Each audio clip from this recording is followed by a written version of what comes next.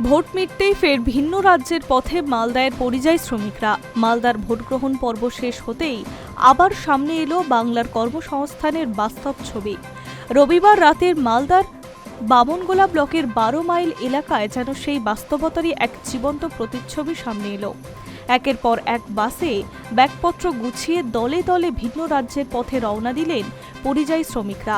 শুধু একটি বা দুটি নয়, এক রাতেই 12 মাইল এলাকা থেকে পরপর 15টি বাস ছাড়ল হায়দ্রাবাদের উদ্দেশ্যে, আর প্রতিটি বাসেই ছিলেন মালদার পরিযায়ী শ্রমিকরা। জানা গিয়েছে, এই শ্রমিকদের অধিকাংশই মালদার বামনগোলা ও হাবিবপুর ব্লকের বাসিন্দা। কেউ নির্মাণ শ্রমিক, কেউ রাজমিস্ত্রি, কেউ আবার ছোট কারখানার কর্মী। দীর্ঘদিন ধরেই তারা কাজের খোঁজে ভিন্ন রাজ্যে পাড়ি দেন।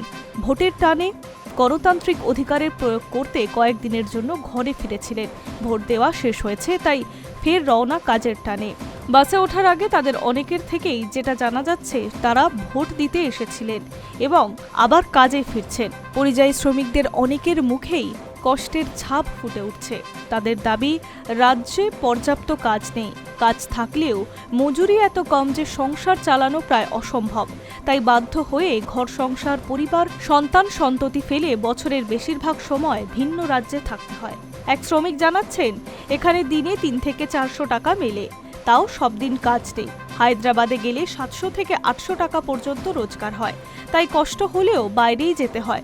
আরেকজনের কথায়, ভোট দিতে না এলে অধিকার থাকবে না, তাই এসেছিলাম, এখন আবার পেটের টানে ফিরতে হচ্ছে।